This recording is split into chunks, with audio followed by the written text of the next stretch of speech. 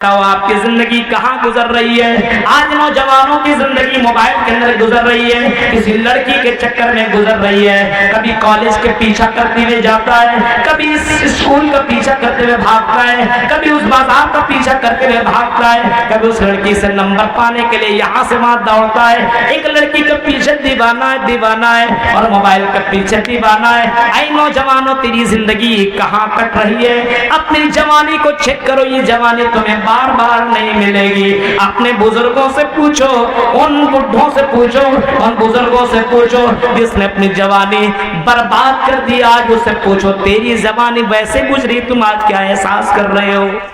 जवानी मिली है इस ठंडी में, अभी और ठंडी आने वाली दिसंबर के महीने में बूढ़े हजरात लोग कैसे नमाज पढ़ने के लिए, आदमी वजू बनाने के लिए पानी छू नहीं सकते, टच नहीं कर सकते, इतने ज्यादा परेशान होते। जवानी में अब पानी छूइए, वजू बनाइए, नहा लीजिए, गुस्ल कर लीजिए, नमाज खड़े खड़े पढ़िए, रुकू क़याम सब कुछ कर सकते हैं। लेकिन बूढ़े आदमी बैठे बैठे नमाज पढ़ रहा है, सही से रुकू नहीं, सजदा नहीं, सही से वजू नहीं।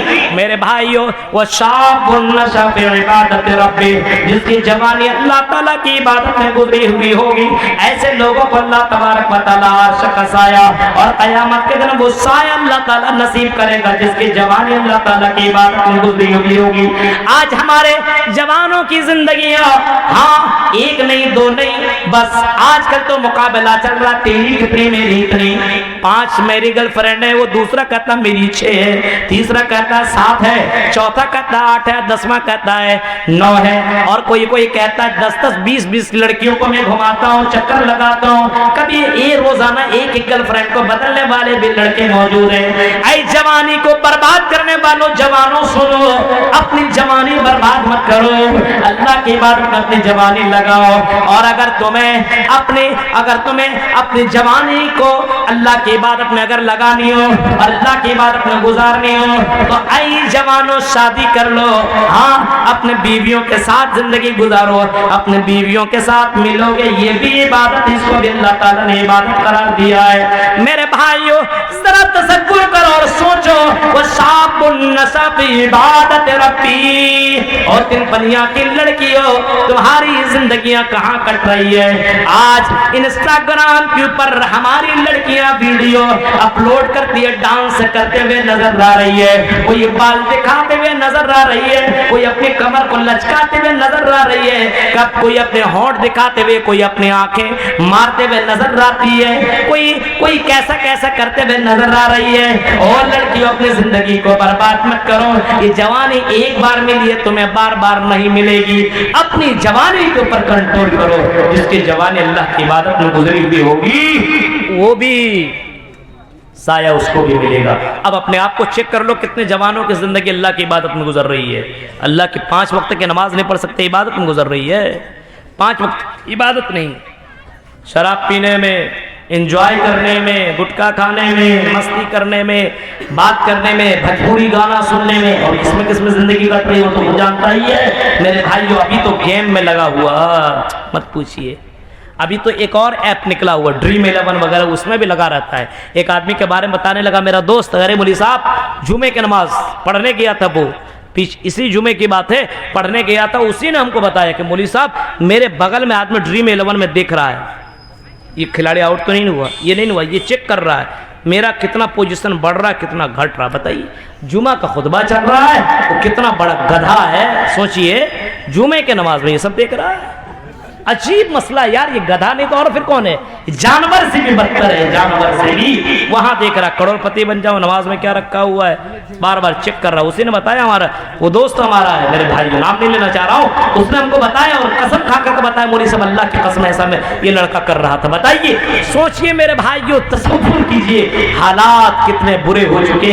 इबादत भी करने गया, हफ्ते में एक दिन नमाज पढ़ने गया, वो भी ड्रीम 11 में लगा हुआ। यार कैसा मसला है, कितना गड़बड़ है, बताइए। सोचिए, वो शाबुन नशा फी इबादत रब्बी, जिसकी जवानी अल्लाह की इबादत में गुजरी हुई होगी, ऐसे को अल्लाह ताला सूरज की गर्मी से बचाएगा। सूरज की गर्मी अगर आपको मालूम करना, जून और जुलाई में बगैर जूते चप्पल के आप निकल पड़ो, बहुत गर्मियों और जूते चप्पल के बगैर आप निकलोगे, बगैर कपड़े के आप निकलोगे, तो मेरे भाइयों 1 मिनट भी जमीन के अंदर रह नहीं सकते, इतनी गर्मी हुआ करती है। दौड़ते हुए आप भाग जाओगे, जाओगे, जिसके घर के अंदर प्लास्टरा किया हुआ हो, जिसके घर के अंदर ढलाई की हुई हो, उसके अंदर चलिए तो आपके पैरों के अंदर छाले पड़ जाएंगे। वो सूरज की गर्मी 9 करोड़ 30 लाख मील की ऊंचाई के ऊपर जो सूरज है उसकी गर्मी की यह हालत है। और जब 1 मील के फासले पर होगा तो उसके अंदर पैर रखेगा क्या आलम होगा। सोच सकते हैं मेरे भाई, उस गर्मी से बचो, उस गर्मी से बचो। कोई एसी, कोई कूलर, कोई पंखा, कुछ नहीं। उस जवानी, जिसके जवानी इबादत में अपने जवानी की इबादत में गुजारो। और तीसरा आदमी वो होगा वरजुल कल्बुहु मुअल्लकुन फिल मसाजिद। और तीसरा आदमी वो होगा, तीसरा शख्स और मर्द औरत वो होगा, वो होंगे जो जिसकी जिंदगी नमाज में, नमाज के इंतजार में मस्जिदों में लगा हुआ हो। नमाज पढ़ के आया, ज़ोहर की नमाज पढ़ कर आया, असर की फिक्र करने लगा, ये काम कर लो, 3 बजे हमारे यहाँ असर की अज़ान होती है, मैं 3 बजे नमाज पढ़ने के लिए जाऊंगा। हाँ मेरे भाइयों, नमाज करके काम करके नमाज के फिक्र में लगा हुआ हो। अब असर की नमाज पढ़ने के लिए गया और नमाज पढ़ के आया, अपने काम में लगा। अब मगरिब का टाइम भी उसे मालूम है कितने बजे मगरिब की अज़ान होगी, और उसी वक्त अपना काम करके रेडी रहता, वज़ू बना करके, क्योंकि मुझे मस्जिद में जा करके नमाज पढ़नी है। अब नमाज पढ़ करके आया, फिर मगरिब बाद काम के अंदर लगा, फिर काम करता गया, ईशा तक काम किया, उसे मालूम है ईशा की अज़ान इतने बजे है, ईशा तक काम किया, फिर वज़ू वज़ा बना करके मस्जिद में पहुंचने की तैयारी में लग गया। या आदमी मुअल्लकुन फिल मसाजिद, दिल मस्जिद में लगा हुआ हो, रात में सोया, अलार्म लगाया कि सुबह के वक्त उठना है। हमारे यहाँ 4:45 में अज़ान है। नवादा जहाँ पे मैं रहता हूँ 4:45 में अज़ान है। मेरे मोबाइल के अंदर 5-5 अलार्म लगे हुए होंगे। मेरे भाइयों जरा सोचो, अगर जिसका दिल मस्जिदों के अंदर लगा हुआ हो, वो 4-4, 5 अलार्म लगा करके छोड़ेगा, मुझे नमाज पढ़ने के लिए जाना है, मुझे मस्जिद जाना है। अब ये अलार्म लगा लेता है, दिल मस्जिदों में लगा हुआ है। लेकिन मेरे साथियों जरा सोचिए, एक लड़की ने एक लड़के से शादी करने से इसी वजह से इनकार कर दिया। जब उस लड़के से पूछा गया तुम्हारे यहाँ फजर की अज़ान कितने बजे अज़ान है, लड़के ने सवाल कर दिया। लड़की से बहुत सवाल हो रहा था, क्या पढ़े हो, कितना पढ़ते हो, कुरान तुमने कितना पढ़ा, ये तुमने क्या पढ़ा, वो को तुमने क्या पढ़ा है। लड़के ने कहा मैं एक सवाल करती हूँ, मुझे पसंद है, आप मुझको पसंद करते? बोला हाँ। मेरे सब चीज पसंद है? बोला हाँ। कहा कि आपको एक सवाल मैं करूंगी, अगर वो सवाल का जवाब देंगे तो मैं आपसे निकाह करने के लिए तैयार, वरना मैं आपको रिजेक्ट कर देती हूँ। बोला पूछिए कौन सा सवाल है। लड़की ने एक सवाल किया, ये बताइए आपके यहाँ मस्जिद में फजर की अजान कितने बजे? ये सवाल कर दिया, कितने बजे फजर की अजान है? जवाब नहीं दे पाया लड़का, क्योंकि फजर की नमाज वो पढ़ता ही नहीं था। और आप लोगों में से बहुत से लोगों का पूछ दिया जाए फजर की अजान कितने बजे है, हमें नहीं लगता 90% लोग बता सकते हैं, नहीं बता सकेंगे। उसके पास वो नहीं बता सकता है कि कितने बजे फजर की अजान। बोली साहब होगा 5 बजे, 5:30, उसको मालूम है क्योंकि उठता 8 बजे, सोता है 12 बजे। मेरे भाइयों, फजर की अजान की है, फजर की नमाज की अहमियत जनाबे मोहम्मद रसूलुल्लाह से सुन लो। आपने कभी फरमाया था फजर की 2 रकात छोड़ो, सुन्नत 2 रकात अगर कोई पढ़ ले तो मेरे भाइयों आसमान और जमीन के अंदर जितनी दौलतें हैं, इन तमाम दौलत से बढ़कर के फजर की 2 रकात है, छोड़ सकते हो। तो तीसरा खुशनसीब आदमी वो होगा जिसका दिल मस्जिदों में लगा हुआ हो। और चौथा आदमी वो होगा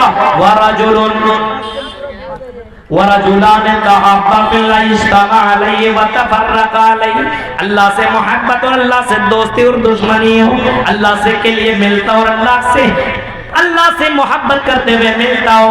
हाँ, यहाँ कटिहार लोगों से, बहुत से लोगों से मेरे ताल्लुकात हैं, अल्लाह के लिए मोहब्बत, एक फोन से बहुत से बातें हुआ करती है, वो भी मुझसे मोहब्बत करता, अल्लाह के लिए कोई लेन देन नहीं है। हाँ, जब मिलते हैं तो अल्लाह की मोहब्बत के लिए मिलते हैं। बहुत से लोग आपस में अल्लाह के लिए मुलाकात किया करते हैं। बहुत सी जगहों में जाता हूँ, बहुत से बुजुर्ग हमसे मुलाकात करते हैं, मौलवी साहब आपकी तकरीरें सुबह फजर बाद भी लगा करके सुनता हूँ, रात में भी लगा करके सुनता हूँ, बड़ी मोहब्बत है आपसे, बड़ी दुआएं देते हैं। ऐसे लोग अल्लाह से मोहब्बत करने वाले, उनसे मुझे कोई लालच नहीं है। उन लोगों लोगों से भी मुझसे कोई लालच नहीं है, मुझे उनसे कोई लालच नहीं है। मैं भी अल्लाह से मोहब्बत के लिए उन लोगों से मिलता हूँ और जुदा होता हूँ, तो अल्लाह की मोहब्बत के लिए ऐसे लोगों को भी क़यामत के दिन मैदान महशर में ऐसे लोगों को भी साया मिलेगा। और पांचवा आदमी वो होगा वरजुलुन तलबतु इमरातुन ज़ातु मनसबिन व जमालिन फ़क़ाल इन्नी अख़ाफ़ुल्लाह। पांचवा आदमी वो होगा जिसको कोई खूबसूरत लड़की, कोई बहुत ही ज्यादा खूबसूरत, बहुत ही खूबसूरत लड़की, ब्यूटीफुल लड़की, सुंदर लड़की दावतें ज़िना दे, बहुत ही खूबसूरत अपने इलाके में चर्चित लड़की हो, जिसकी खूबसूरती बहुत ही ज्यादा चर्चित में हो, और वो लड़की दावतें ज़िना दे, और ऐसे लड़कियों से कहा जाए इन्नी अख़ाफ़ुल्लाह, मैं अल्लाह से डरने वाला हूँ, तो ऐसे लोगों को भी अल्लाह ताला क़यामत के दिन मैदान महशर में सूरज की गर्मी से ऐसे लोगों को भी बचाएगा।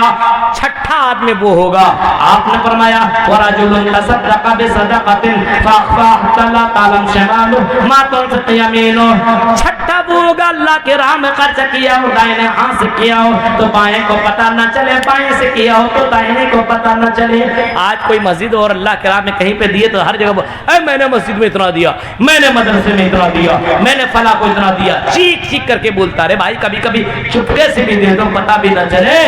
और सातवां आदमी वरजुलुन ज़करल्लाह खालियन फ़फ़ाज़त ऐनाहु, अल्लाह को याद करता हो और अल्लाह के अज़ाब को याद करके आदमी तन्हाई में रोने वाला हो।